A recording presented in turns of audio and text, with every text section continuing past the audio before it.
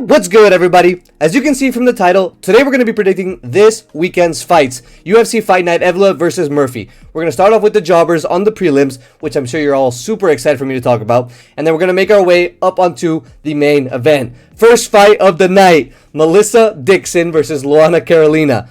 Fucking best event of the century, bro. Better than Prochazka versus Glover, if we're being real. Melissa Mullen has had 4 fights in the UFC, and she's gone 2-2. Meanwhile, Luana Carolina has been in the UFC for years. Like, honestly, when it comes down to WMMA, Carolina has shown that she can win at the highest level. You know, highest level with big quotations. While Melissa Dixon has shown that she can, alright? Luana Carolina by guess what? By decision, alright? Big surprise. Next, Shaquem Supreme Rock versus Abdul Karim Al Selwandi. Now, this is an interesting fight. Shamrock's repping the UK. Abdul is repping Palestine, you know, coming from those fellas over there in the Big P. Shamrock is a southpaw. He's going to give Abdul some problems. He has really good range management. If you watch his highlights, you see he has really nice karate kicks. He's super flexible at the hips, really good hinging. He goes like, those kicks come from weird angles or teeps. Teeps become head kicks. Fucking good leg kicks. He's really fast on the feet. A little bit weak with the takedowns, but most of his wins do come by submission. And I think this was going to happen here in this fight, alright? Abdul Karim, he's a really good scrapper, but he's not really that good anywhere. Like, he doesn't really shine anywhere. He just has a lot of heart. And heart is not going to take you too far in the UFC. With fights like this, I usually pick the guy to win by decision. But here I'm actually going to go Shaquem Rock by submission. I'm going to say like round 3 after Abdul Karim guesses out, because Abdul might be the more explosive striker, but he also, I feel like if he doesn't get his win early, which he won't here, he's going to gas out and he's going to be very vulnerable, you know? Very touchable, like my friend Mikel. Shout out Michael. Anyway, give me Shamrock by sub, very late, round 3. Let's get it, alright? Louis Sutherland, oh my days, versus Brando Pericic. Scotland forever, alright? Louis Sutherland, a Scottish fighter. Brando Pericic, I don't know where he's from. I wish I could just pick Sutherland by KO. It's just not going to happen, alright? Pericic is way more complete on the feet, way faster, and just less of a slugger. He's less of a heavyweight. I know he's not as proven. He only has a 5-1 record. But unlike most of the heavyweight guys, he actually throws leg kicks. He actually throws elbows. He throws knees. You know, he actually knows how to mix it up. He's not just boxing and fucking blob, double leg, blast, double leg, takedown wrestling.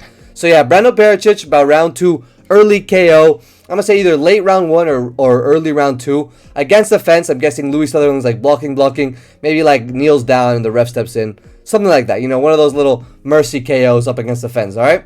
Next, middleweight. Antonio Tricoli versus Mantas Contratavicius. Jesus Christ. At this point, Antonio Tricoli, brother, you're the school thought. This guy just giving free wins to whoever's in the UFC, bro. Yes, you watching right now can get a free win against Antonio Tricoli if you sign up for the next pay-per-view, alright? To be fair, he's lost to some okay fighters. He's lost to Magomedov, you know, the Pirate, Mansour Abdul Malik, Trey Shangor. Those two, I think, were by sub, like guillotine. If you guys watch my channel, you guys know what I like doing with guys like this. I like picking them to lose. So yes, Mantas Contratavicius. I don't know who you are, buddy, but congratulations. You're winning via round 2 submission. We're getting very subby tonight, alright? Mario Pinto versus Mick Parkin. Bro, no, not Mick Parkin, sorry. Versus Felipe Franco. It was supposed to be Mick Parkin. I was excited to see that fight. But now, bro, they just signed some random jobber. Mario Pinto is a really good prospect. He has good ground and pound, good survivability. He's proven himself in the heavyweight division, which, you know, in all fairness, is not a really hard thing to do in general. But man, they have him matched up against the electrician that lives across me on my street, bruh. This is my neighbor. Felipe Franco does my wires every Saturday, alright? Felipe, genuinely, who the fuck are you? Do you know where you are, bro? Dude is coming from Mammoth Fight Champion Promotion. What? Mammoth? Bro, Mammoth Fighting Promotion? That's where you're coming from? Bro, if I buy some trunks off of AliExpress or Temu right now that are supposed to be UFC fight apparel, it's going to come to my house. They're going to say Mammoth. Alright? So yeah, man. Mario Pinto, round 1 KO. Not much to say there, alright? Next, Nathaniel Wood, oh my days, versus Losene Keita, bro. Losene Keita, was he from Belgium? Belgium versus UK. You know, Keita was the guy that was supposed to come in and fight Patricio Pitbull, but he had to pull out because he missed weight by 3 pounds. We've seen, like, if his highlights, he's super explosive, and he has some really, really good power for it being featherweight. It's like some Josh Emmett type shit. He's like a mini Teba Gautier. The way he swings his hooks is like super hooky, right? He's a hooker, so to speak, right? We've seen he's explosive, but I cannot rate him highly because he has been in some jobber ass promotions. The promotions he's in, no one's ever heard of him. He's been beating up randoms. On the other hand, Nathaniel Wood has some good wins over some good guys. I think his win over Morgan Charrier, like, genuinely, I might pick Morgan to win against Senkeda. So just based on that alone, like, and I mean, he did rob Jose Delgado, but it was a close fight. I'm gonna have to pick, like, Nathan Wood via super boring decision, where it's like a mix-up decision, striking, some wrestling. I think he'll get the 28-27 decision, and there will be like 1 or 2 moments where Keita like rocks Nathaniel on the feet or maybe drops him. But yeah, man, like, not enough to seal the deal. And I think Listen Keita will lose this fight. If Nathaniel Wood gets slept, oh man, don't come to school tomorrow. But yeah, man, if Wood wins this fight, let's put him up against some guy in the top 15, maybe Josh Emmett, who's just coming off of a loss, alright? Next, Mason Jones versus Axel Sosa. Axel Sosa, he's moving now from welterweight to lightweight, and he's French. You guys know what we think about French fighters on this channel. We've seen what going down a weight class does to people's chins, like Alex Pereira was at middleweight. I think that plus the fact that he's from Nice, France. Nice, or whatever you pronounce it. Bro is from Nice Town. Literally from Nice Town, and you think this guy's going to put hands on Mason Jones. I don't care that he's undefeated. Give me Mason Jones by round 2 KO. Yes, I am prejudiced against the French. No, I haven't seen highlights from either of these guys. It doesn't matter. Give me Mason Jones via round 2 dehydration assisted knockout. Alright, thank you. Main card. Oh boy. Curtis Campbell versus Danny Silva. So this is actually one that is pretty controversial. You go on Topology right now, and Curtis Campbell... Oh, son, I'm crying. You can't see me, but I'm doing the tough baby emo, alright? Son, I'm crying. Curtis Campbell's nickname is the Pink Panther. That's tough, bro. That's tough. I wish I could pick him on that alone. I cannot do that, my brother. I'm sorry. He has weak-ass wrestling. Every time he goes for a double leg, it looks like he's going to blow out his back. He has no power on the feet, and he just looks like he needs more protein. And that's coming from me, bruh. I'm like 73 kilos soaking wet, alright? Silva has some good combos on the feet. He definitely has like way more sting in his punches, and the guys are the same division. I'm sure Campbell is not like chinny or anything because he is 8-0. But I can just see this being those situations where Danny Silva over 3 rounds starts putting the damage on Campbell, and the ref is forced to step in. So I'm going to say like either a dominant decision from Danny Silva, or a round 3 TKO stand up. The ref stands up, like maybe like a doctor stoppage. We don't predict doctor stoppages on this channel, but if I had to, this would be the fight. I don't know why Curtis Campbell is such a big favorite and so many people are picking him, just because he's undefeated and he has a tough nickname. But yeah, man, if you're a betting man, bet the house on Danny Silva. All right. Next, Roman Dolidze versus Christian Leroy Duncan. Leroy Jenkins. Give me Duncan by decision, bruh. My Georgians, I love you guys. I love Marab. I love Ilya, whatever. But Dolidze is not winning this shit, alright? He's going to be super disheartened after his loss against Anthony Hernandez, which we also was like embarrassing as fuck. That was a violation. I think he's going to be, like, we've seen fighters become shy after losing in that way, where they don't really, like, they try to play it safe. They don't really put that much out on the feet. Not too aggressive with the wrestling. I don't know, man. I think he's going to be super passive, and Christian Leroy is just going to piece him up on the feet and win a decision.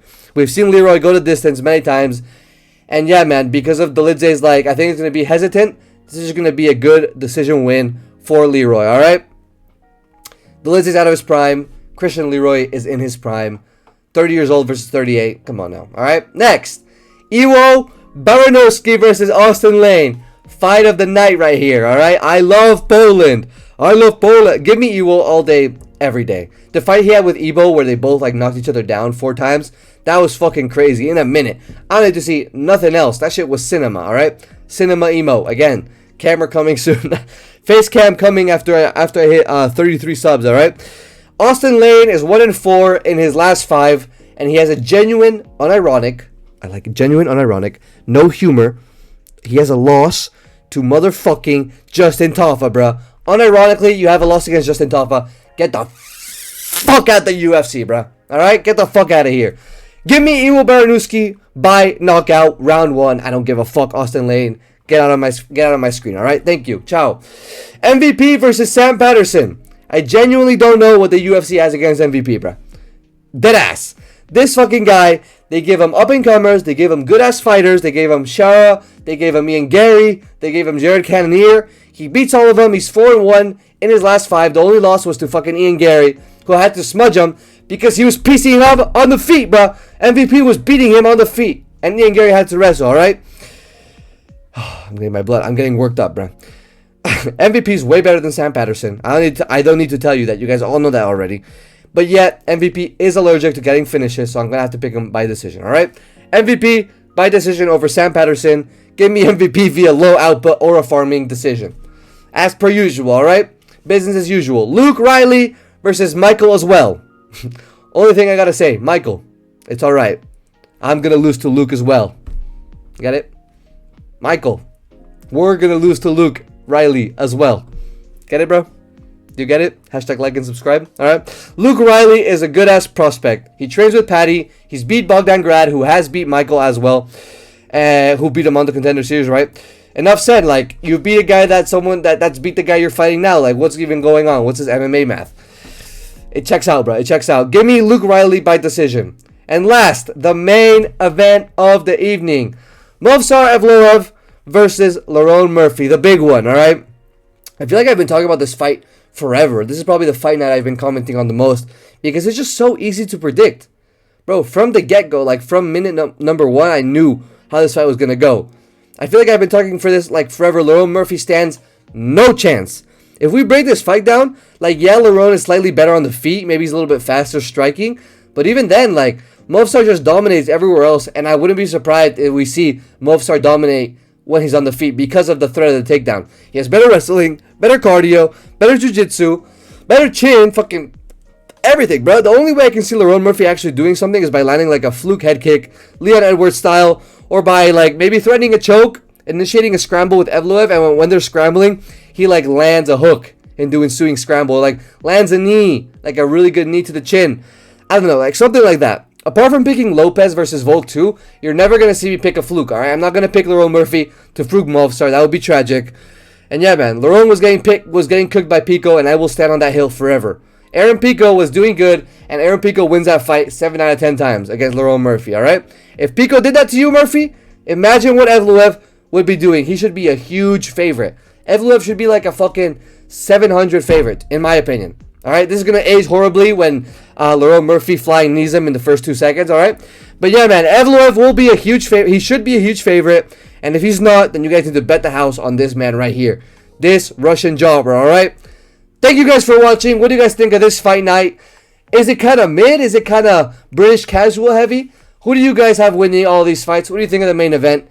How is Movsar going to beat Lerone Murphy because he is going to win? What do you think of the MVP fight? What do you think of Luke Riley versus Michael Oswald? Should he be the co-main over MVP? That's kind of crazy, right? All right. Thank you guys for watching. I'm going to go buy some deodorant, but I smell like shit. Ciao.